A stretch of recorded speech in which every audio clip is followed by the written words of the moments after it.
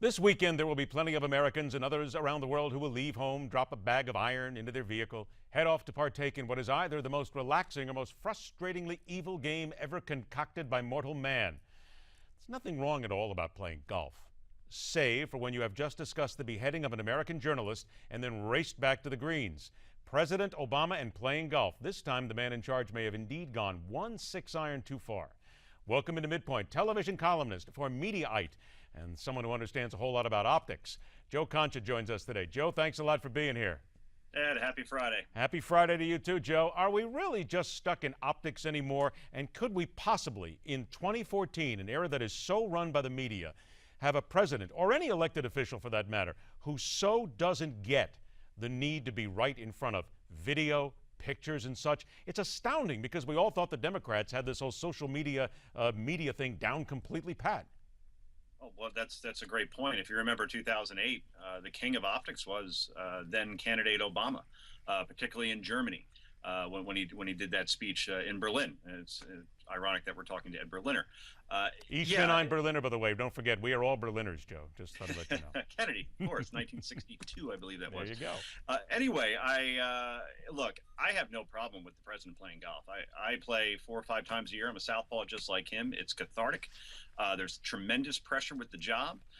He's gone about 190 times, which sounds like a lot until you consider that Eisenhower went 800 and apparently Woodrow Wilson went 1,200. So it's not one party or the other that's really doing any more of it.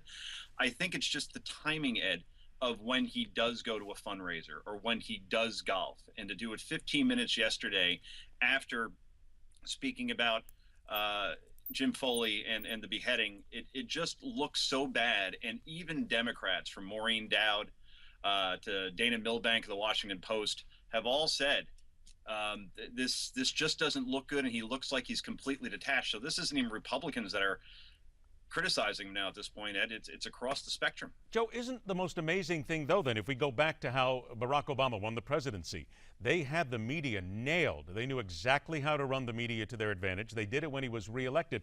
So how do you get to this point where you've done everything right, yet seemingly in the last couple of years, last year and a half of an administration, you just don't seem to care? Somebody's missing a boat here in a media-driven era. I think, yeah, you use the analogy about missing the boat. I think some passengers got off the boat. I've really thought about this because I can't believe, I don't think the president has the best instincts in terms of political acumen. You would think that would be the case, but I think he was advised by some pretty good people, whether it be Robert Gibbs, whether it be Axelrod, whether it be Plouffe. Regardless of whether you agree about their policies, they did a pretty good job in terms of positioning President Obama and giving him the right optics. All those folks are gone. So who's really running the ship outside of the president? And if you remember, like somebody like Jim Baker was so influential with George H.W. Bush, and plenty of people had good people. Plenty of presidents had good people around them. I'm not sure the president has any good people around him anymore, and he's kind of going on his instincts, and his instincts couldn't be more off than what we're seeing right now. Have we simply, though, as an American population, gone a little bit overboard here? Granted, the whole golf thing, it's an argument that really maybe needs to go away. You mentioned, of course, the right numbers here. Dwight Eisenhower, 800 rounds. Woodrow Wilson, 1,200 rounds. And you have to wonder, even you pointed out in your article recently, how is that even mathematically possible for a guy to throw in 1,200 rounds of golf? 36 holes in a day, I think. But think about that. Well, he probably did it, too. If you look at what happened during his administration, he probably had more than that. But if you think about it then, should we not just stop focusing on the whole golf issue, but focus then on what happens off the golf course and the fact that, again, he doesn't seem to be doing the job off the course? That, to me, seems to be the bigger argument. Well, that's a very good point. And in the column, I point out, I juxtapose President Obama's reaction to David Cameron. And David Cameron, of course, is the Prime Minister of Britain. And he was at a seaside resort as well in southwest England. And he said before he went on vacation, before obviously the beheading or anybody knew it was coming, he said, if the situation calls for it, I'll cancel my vacation and I'll come back. And he may have been more referencing Gaza, if anything else.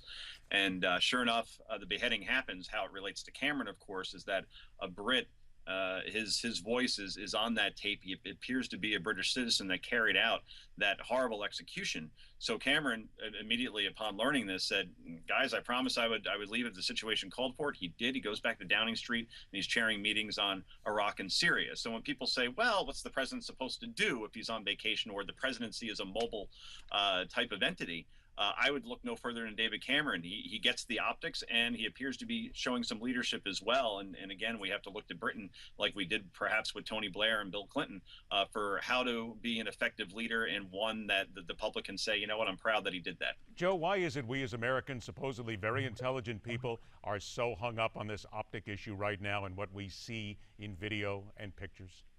I think, Ed, because it's everywhere now. It used to be that you would watch a half hour of the evening news on ABC, NBC, CBS, and that was basically all the news that you got besides your local telecast. But when it came to any real day-to-day kind of reporting on the presidency, that was the only places you really got your news. Now, obviously, there's Fox News and there's CNN and there's MSNBC and there's Al Jazeera, and that's just a couple on television. Obviously, Newsmax is certainly flourishing right now and expanding. You look at that, or everywhere on your phone all the time. Not only do you get news, you could watch news as well. So the optic is more important because optics are everywhere now, where they used to be condensed to a half hour every day around dinner time. All right, here comes a tough question then for you. You watch TV for a living. Has it made us dumber? It depends on what you're watching.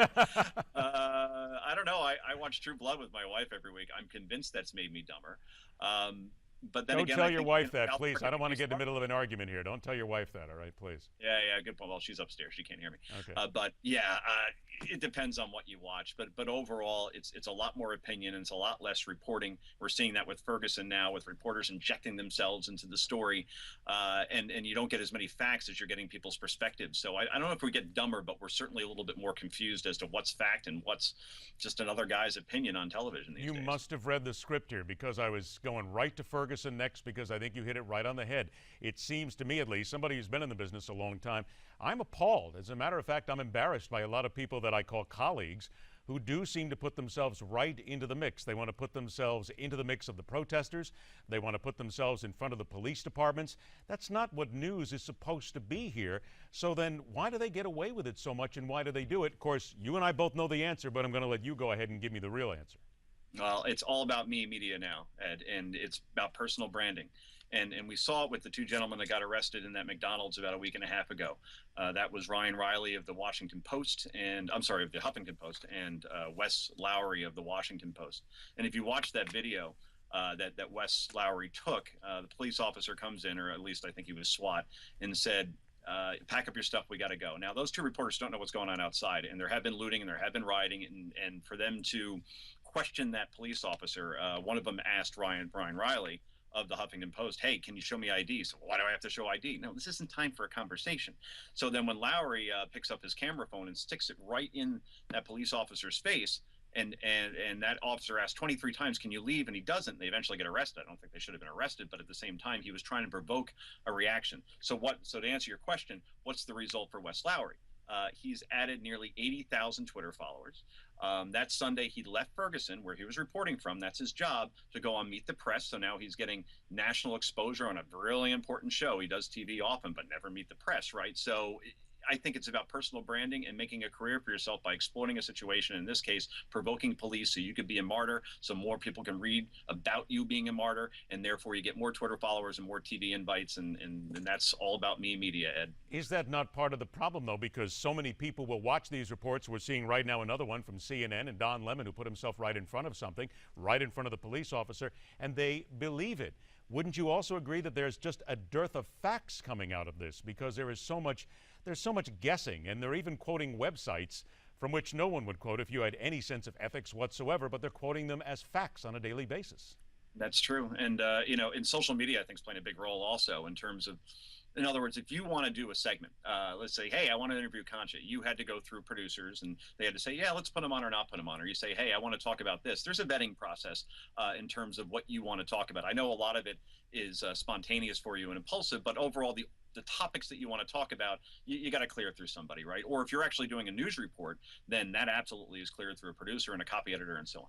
So in one case with MSNBC's Chris Hayes, he's been tweeting a lot out of Ferguson. And a couple of days ago, he said, I see a dead body on the street.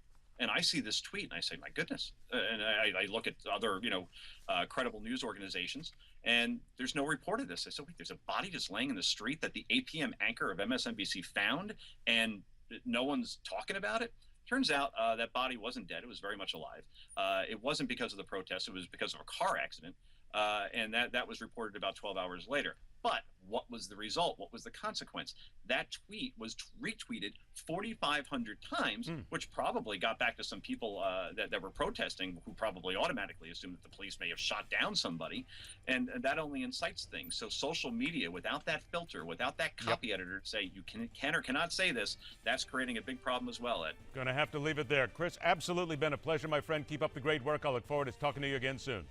Call me Joe, Ed, and I'll all right, Joe. I'm sorry. See, that's what happens. I mean, Chris's and Joe's. We get all out of sorts here. Thanks a lot, Joe. All right, we're back after this.